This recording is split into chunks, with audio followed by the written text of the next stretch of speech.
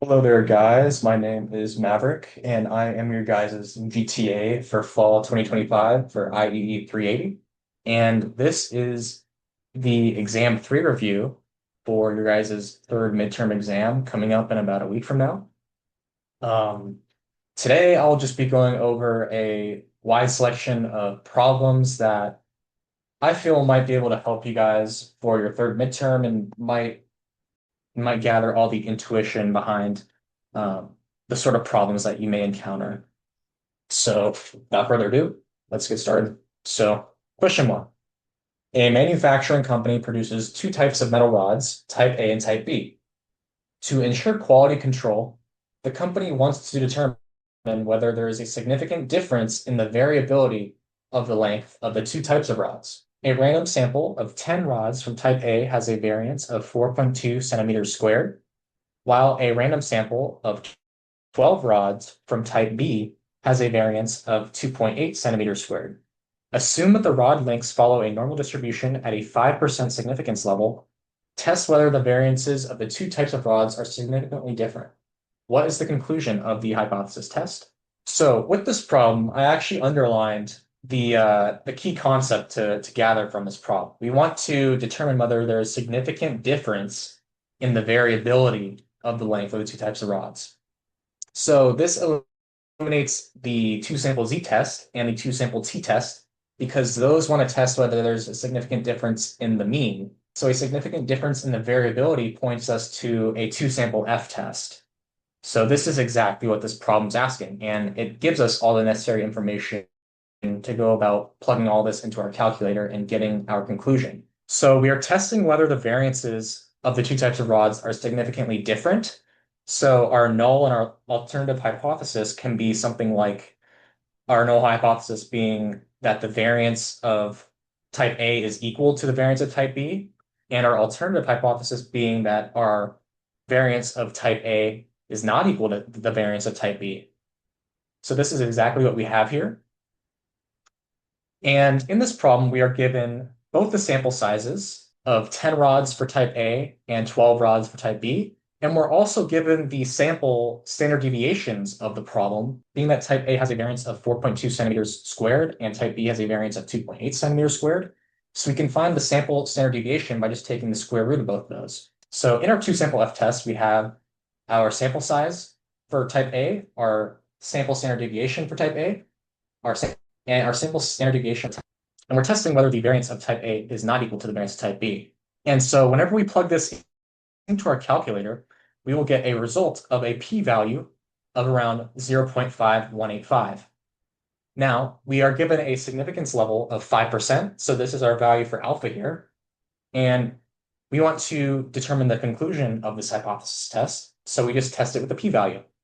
Is our p-value less than or greater than our significance level? It is greater than our significance level. Therefore, we fail to reject the null. So if our p-value was less than our significance level of 0.05, then we would reject the null. But in this case, we fail to reject.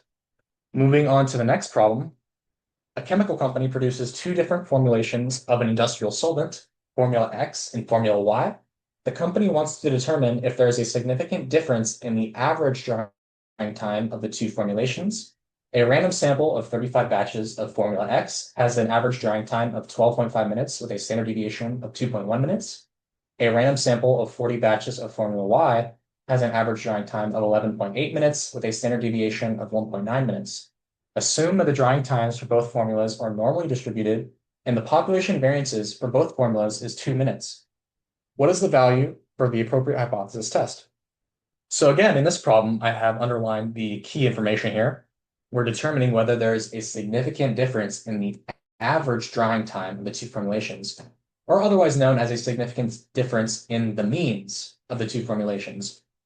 So this can either be a z-test or a t-test. But looking at the context of this problem, we aren't given the population variance here, and we're assuming that the population variances for both the formulas is 2 minutes. That means we're assuming that the variances are both equal to 2 minutes. Therefore, this is not a z-test because we're not given originally the population variances. So this, in our case, is a two-sample t-test. And as a result of the assumption that both of the variances are equal, this is a pooled t-test and not a not pooled t-test. So now that we got that out of the way, we have all the necessary information to go about doing this problem in our calculator using the two-sample t-test function. As our sample size for formula X is 35, our sample mean is 12.5, our sample standard deviation is 2.1, our sample size for formula Y is 40, our sample mean for formula Y is 11.8, and our sample standard deviation is 1.9. And in this problem, we're not given a direction for our test that we're testing on. We're just testing if there's a significant difference in the average drying time, and there's no sort of direction here. So we are just testing the population mean of formula X is not equal to the population mean of formula Y. And in this case, it is a pooled t-test. If we calculate this from our function, we get a resulting p-value of 0.13397. And this is exactly what our problem is asking for. We're just looking for the p-value here. So this would ultimately be our answer. Moving on to question 3. A manufacturer is testing two different assembly line processes, process A and process B, to determine which one produces fewer defective units. A random sample of 200 units from process A shows that 18 of them are defective, while a random sample of 250 units from process B shows that 22 units are defective. What is the test statistic for the appropriate hypothesis test? So this problem is actually, in my opinion, one of the more easier problems because we are actually just comparing the proportions of defective units in a random sample. So this ultimately points us to the two-sample prop Z test here. And we are given all the necessary information, and we can find this test statistic by just plugging all this into our calculator and getting our result. So this is exactly what we do here. In problem 3, we have our sample size for process A being 200, 18 defective units for process A, a sample size of 250 for process B, and 22 defective units for process B. And we're just testing if both proportions are not equal to one another. And we can use this information to get our result for our test statistic and our p-value if we do need it somehow. And in this, we get our test statistic of 0.0741 and a p-value of 0.941. And in this case, we're just asking for the test statistic. And in this case, this is our answer, 0.0741. Moving on to question 4. A medical researcher is studying the effect of two different medications on blood pressure reduction. They want to determine how many patients need to be sampled from each group to detect a difference of 5 mmHg in mean blood pressure reduction between the two medications. From previous studies, the standard deviation of blood pressure reduction is estimated to be 8 mmHg for both medications. The researcher wants to conduct a two-sample Z-test at a 5% significance level, making sure it's two-sided, with a power of 90%. So what can we gather from this problem exactly? And what is this actually asking for? So in this problem, we're given a significance level of 5%. So that is our value for alpha. And we are also given power of 90%, which is just 1 minus beta. So our value for beta is 0.1.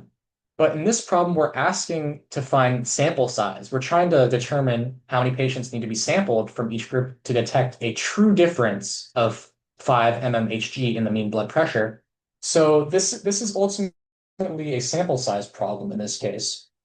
And we are given all the parameters needed to plug into the sample size function. And we do that accordingly. So I have listed all the information that we were given. We're given the power, which gives us our value for beta. We are also given alpha, which is just 0.05. We're given the population standard deviation of 8 mmHg and a true difference of 5. And with this, we can just plug it into our function here. And with this, we get a sample size needed of 53.79, but we always want to round up in this case, which is 54. And to calculate these values for these Z critical values, we just use the inverse norm function in the calculator. And then this terminology in the denominator is just our true difference. So this is just 5 in our case. And if for some reason you are getting, for these Z critical values, if you are getting negative values, this is due to some calculators using left tails. And that's the reason why you're getting a negative value. But in hindsight, it doesn't really make a difference in this problem since we're squaring it anyway. Um, but whenever I go about doing these problems, I make sure to just keep it positive as always. So I use a right tail. But if for some reason you do get negative values, it really won't matter in the end because we are squaring it. Moving on to problem 5, we have an engineering firm is testing two different alloy metals, titanium X and steel Y, to determine the difference in their average tensile strengths. The tensile strengths in MPa are of both materials are assumed to be normally distributed with equal variances. A random sample of 15 specimens of titanium X has a mean tensile strength of 250 MPa with a standard deviation of 12 MPa. A random sample of 12 specimens of steel Y has a mean tensile strength of 242 MPa with a standard deviation of 14 MPa. Construct a 95% two-sided confidence interval around the difference of mean tensile strength. So again, I made sure to underline the key information in this problem. We want to determine the difference in the average tensile strengths. So this can either be focusing on a z-test or a t-test type of problem. Reading a bit further, we're assuming that we have equal variances. We're not given the population variances in this problem. We are given sample standard deviation and sample means, but not the actual population variances. So we're assuming that they are equal. Therefore, this eliminates our possibility of having a z-test, and we are focusing on a t-test now. But instead of a t-test, we're actually constructing a two-sided confidence interval. So as we have an assumption of equal variances, and we know that it's a t-related problem, this is a two-sample t interval if we're constructing the two-sided confidence interval. And we need to make sure that it is also pooled because of the assumption of equal variances. And so in this problem, we are given the sample sizes of both materials. We're given the sample means of both materials. We're given the sample standard deviations of both materials. We're given the confidence level of 95%. And we just need to make sure that it is in fact pooled. And so this is exactly what we do in this fifth problem. We plug it into our two-sample t interval function with the sample size, sample means, sample standard deviations for both of the materials, a confidence level of 0.95, and pooled guess. And constructing that interval, we get an interval from negative 2.304 to 18.304 as our interval. Moving on to question 6. We have an aerospace company is testing two different composite materials, neocarbon 100 and Titan Weave X, to determine if there is a significant difference in their mean impact resistance, which is measured in joules. The impact resistances of both materials are assumed to be normally distributed with equal variances. A random sample of 10 specimens of neocarbon 100 has a mean impact resistance of 52.3 joules with a standard deviation of 4.1 joules. A random sample of 12 specimens of Titan Weave X has a mean impact resistance of 48.7 joules with a standard deviation of 3.8 joules. Based on the sample data, what can we conclude when our value for alpha is 0.05? So in this, we're determining if there's a significant difference in the mean impact resistance. So this is, again, either a z-test or a t-test. Looking a bit further, we are assuming that the variances are equal. So this, in fact, is another t-test, and it is pooled. And we're concluding if the value for alpha is 0.05. So we want to test and get that resulting p-value and see if that value is less than 0.05. So that is exactly what we do in this pooled t-test, since we assume that the variances are equal.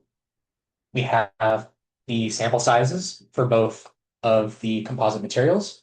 We have our sample means, we have our sample standard deviations, and we are testing whether the means are different from one another.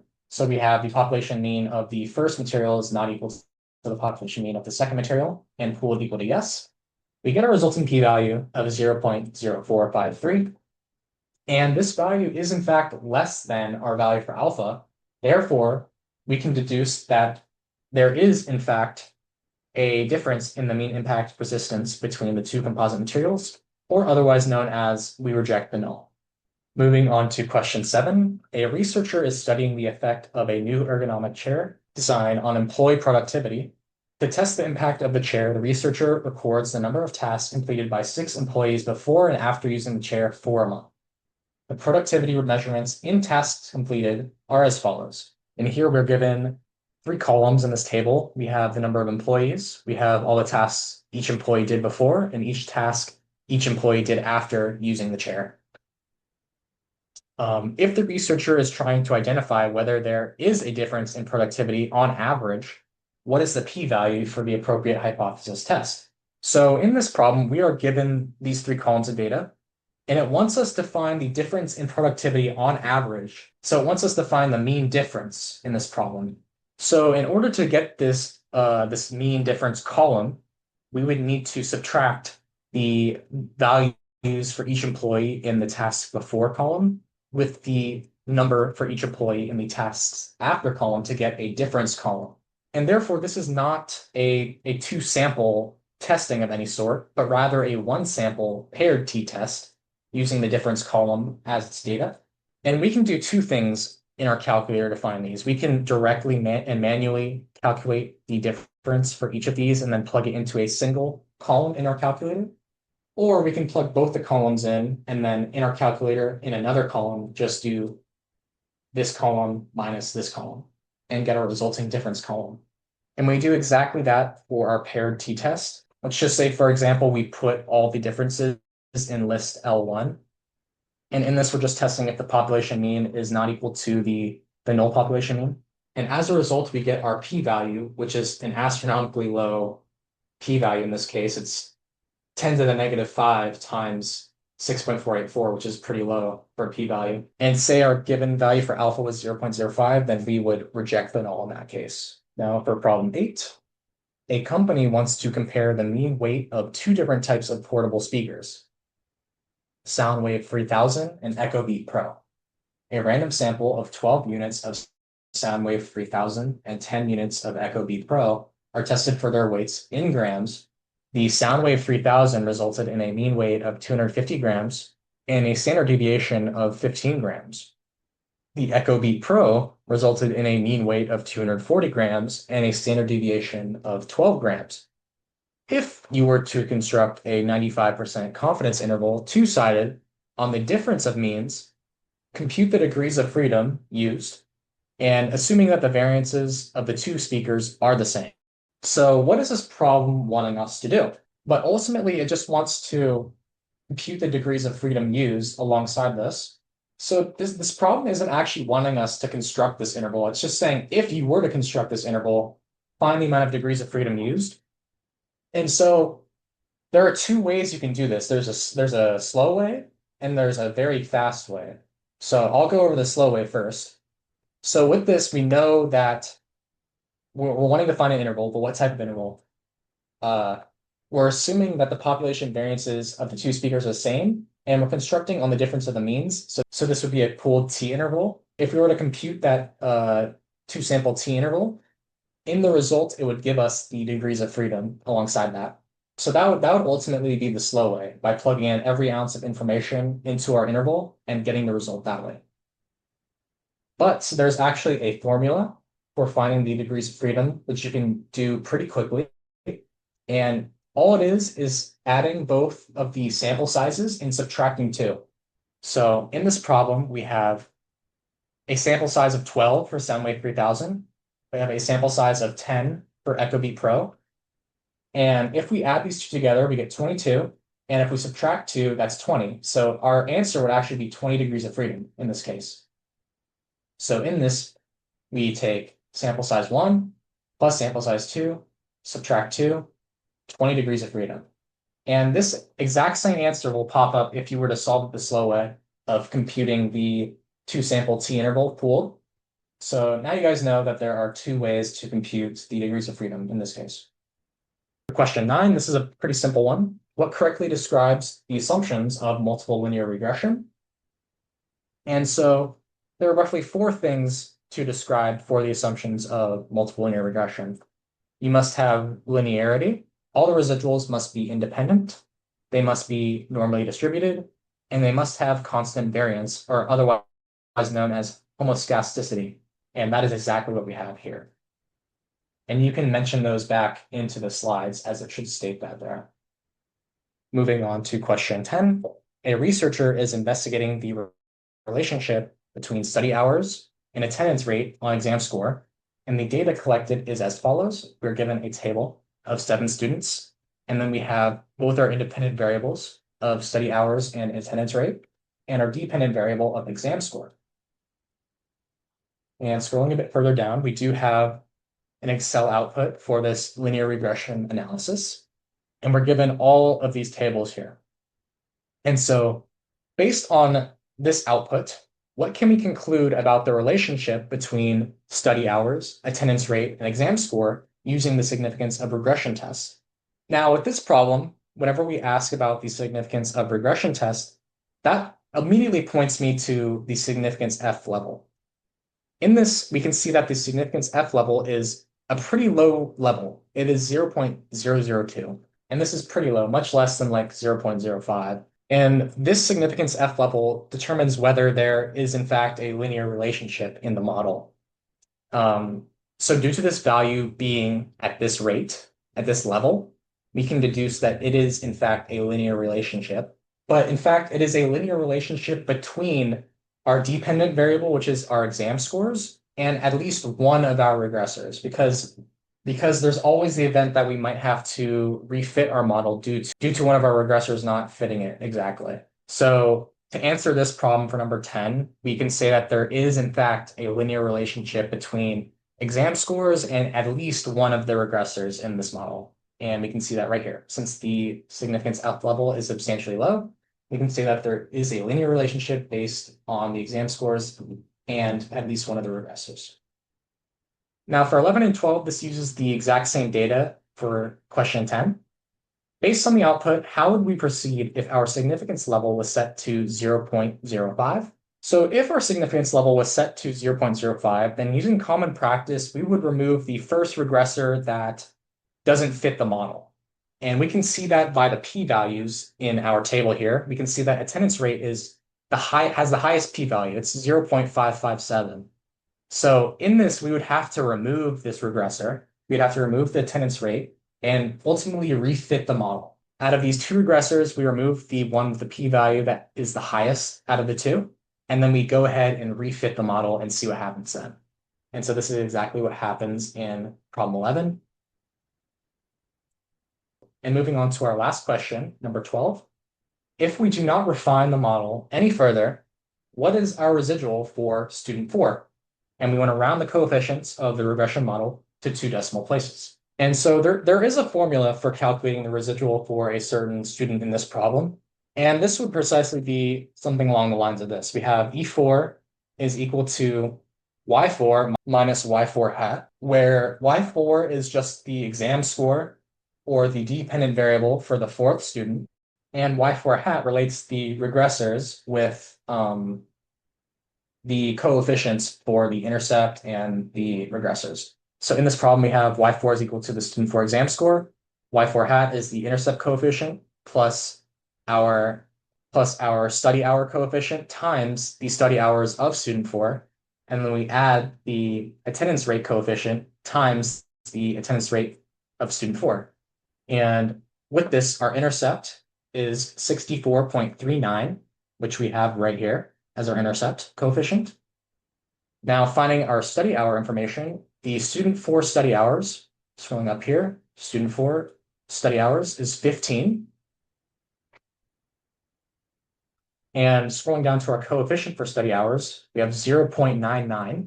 So we multiply 15 by 0.99 in our formula for Y4 hat.